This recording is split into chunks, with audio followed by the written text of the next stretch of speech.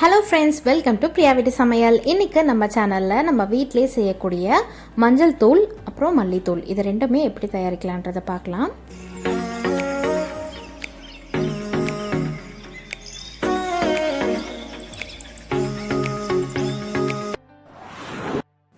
நான் மஞ்சள் தூளும் மல்லித்தூளும் வீட்டிலே தான் அரைப்பேன். அந்த மெத்தடை தான் நான் உங்கள் கூட ஷேர் பண்ணிக்க போகிறேன். ரொம்ப ஈஸியாக நம்ம வீட்டிலே செஞ்சிடலாம்.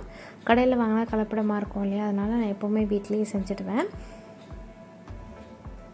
ஸ்டவ் ஆன் பண்ணிவிட்டு ஒரு கடாயில் எண்ணெய்லாம் எதுவுமே சேர்க்கக்கூடாது. ஒரு கடாய் லைட்டாக சூடானதுக்கப்புறமா 200 கிராம் அளவுக்கு நான் மல்லி ஆட் பண்ணியிருக்கேன். வரமல்லி 200 கிராம் அளவுக்கு ஆட் பண்ணியிருக்கேன். 1/4 கிலோவுக்கு கொஞ்சம் கம்மியாக ஆட் பண்ணியிருக்கேன். இப்போ அதை சிம்மில் வச்சுட்டு நம்ம நல்லா வறுத்துடலாம். ஃப்ளேம் எப்போவுமே சிம்மில் இருக்கணும், இல்லை கரிஞ்சிடும். இப்போ உங்களுக்கு வறுத்துட்ருக்கும் போது உங்களுக்கு அந்த மல்லியோட ஸ்மெல் நல்லா வரும். அப்போ அந்த ஸ்மெல் வரும்போது என்ன பண்ணணுன்னா, கருவேப்பிலை கொஞ்சமாக நான் ஆட் பண்ணிக்கிறேன். ஒரு 1/4 கப் அளவுக்கு கருவேப்பிலை ஆட் பண்ணிவிட்டு அதையும் மல்லி கூட நல்லா வறுத்துடலாம். கருவேப்பிலை ரொம்ப வறுபடணும், ரொம்ப மொறுமொறுன்னு ஆகணுன்ட்டு இல்லை. ஓரளவுக்கு மல்லிக்கு மேட்ச் ஆகிற மாதிரி நீங்கள் கருவேப்பிலை வறுத்துடுங்க. ஏன்னா கருவேப்பிலை வறுக்கணும் அப்படின்னு நம்ம ரொம்ப கான்சன்ட்ரேட் பண்ணோம் அப்படின்னா மல்லி கரைஞ்சிடும். அதனால் ஓரளவுக்கு நல்லா வறுத்துட்டு அதுக்கப்புறமா இதை நம்ம ஒரு பிளேட்டுக்கு ட்ரான்ஸ்ஃபர் பண்ணி நல்லா ஆற வச்சுட்டு அதுக்கப்புறமா நம்ம மிக்சியில் சேர்த்து பொடி பண்ணிக்கலாம்.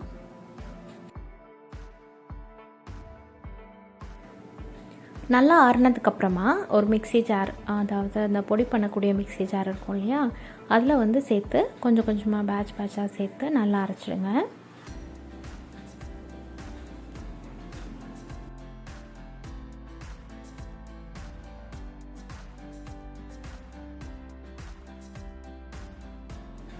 நல்லா அரைச்சதுக்கப்புறமா நல்லா பொடியாகிடும். ஒரு தடவை இல்லைன்னா 2-3 தடவை கூட நீங்கள் நல்லா அரைச்சிக்கலாம். ஆனால் கேப் விட்டு விட்டு அரைங்க. ஏன்னா ஹீட் ஆகிடும், மிக்ஸி ரொம்ப ஹீட் ஆகிடும். அதனால் கேப் விட்டு விட்டு இதை மாதிரி நல்லா அரைச்சி எடுத்துக்கலாம். நம்மளுடைய மல்லிப்பொடி ரெடி ஆகிடுச்சு. ரொம்ப ஈஸியாக வீட்டிலே நம்ம மல்லிப்பொடி அரைச்சிடலாம். அடுத்தது மஞ்சள் தூள் பார்க்கலாம். மஞ்சள் தூளும் அதே மாதிரி தான். நம்ம மஞ்சளை நல்லா வறுத்துட்டு அதுக்கப்புறமா அரைக்கணும். ஆனால் இதில் கொஞ்சம் டிஃபிகல்ட்டிஸ் இருக்கும். ஏன்னா மஞ்சளை சின்ன சின்னதாக நம்ம பொடி பண்ணணும். இது எல்லாமே இந்த வீடியோவில் கவர் பண்ணியிருக்கேன், எல்லாமே உங்களுக்கு காமிக்கிறேன். அதே மாதிரி தான் ஸ்டவ் ஆன் பண்ணிவிட்டு நம்ம எண்ணெய்லாம் எதுவுமே ஊற்றாமல் வெறும் ஒரு கடாயில் மஞ்சளை ஆட் பண்ணிக்கணும். ஆனால் மஞ்சள் நான் அதே மாதிரி 200 கிராம் அளவுக்கு ஆட் பண்ணிக்கிறேன். நீங்கள் 1/2 கிலோ ஆட் பண்ணுற மாதிரி இருந்தால் நீங்கள் 2 பேட்சாக போட்டுக்கலாம். ஏன்னா எல்லா மஞ்சளும் வறுப்படாது. இதை நீங்கள் அதே மாதிரி மீடியம் ஃப்ளேமில் வச்சு நல்லா வறுத்துடலாம். வறுத்ததுக்கப்புறமா இது மாதிரி நமக்கு கொஞ்சம் கொஞ்சமாக ஒரு 2 மஞ்சள் இல்லை 1 மஞ்சள் போட்டு சின்ன சின்ன துண்டுகளாக ஆக்கினதுக்கப்புறம் தான் நம்ம மிக்சியில் அரைக்கணும். அப்படியே போட்டோம் அப்படின்னா மிக்சியில் சரியாக அரைப்படாது. ஏன்னா நம்ம நிறையா போடுறோம் இல்லையா, அதனால் அரைப்படாது. இப்படி போட்டிங்கன்னா நீங்கள் இப்போது இந்த 1/4 கிலோ மஞ்சளை நான் ஒரு 2-3 பேட்சில் நான் அரைச்சிட்டேன். அந்த பொடி பண்ணுற மிக்சி ஜாரில் 3 பேட்சில் நான் அரைச்சிட்டேன். அதனால் நான் எப்போவுமே இந்த மெத்தடில் தான் செய்வேன். டைரெக்டாக கூட நீங்கள் செய்யலாம். நான் மிக்ஸி பிளேடு போயிடும் அப்படின்றனால நான் இந்த மாதிரி சின்ன சின்னதாக பொடி பண்ணிவிட்டு அதுக்கப்புறம் தான் நான் அரைப்பேன். இந்த மாதிரி எல்லா மஞ்சளையுமே நான் சின்ன சின்ன பொடியாக பண்ணதுக்கப்புறமா இந்த மாதிரி இருக்கும். இதை நான் மிக்ஸி ஜாரில் சேர்த்துட்டு அரைச்சிக்கலாம்.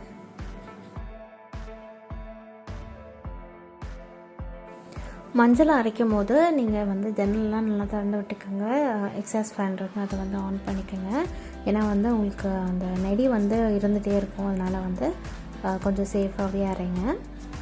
இதே மாதிரி நல்லா அரைச்சதுக்கப்புறமா இந்த மாதிரி நல்லா பொடி ஆகிடும். இதை ஒரு நல்லா ஒரு 3 தடவை இல்லை 4 தடவை நல்லா பொடி பண்ணிக்கலாம். அதே மாதிரி கொஞ்சம் கொஞ்சம் கேப் விட்டு விட்டு அரைச்சி நல்லா பொடி பண்ணிக்கலாம்.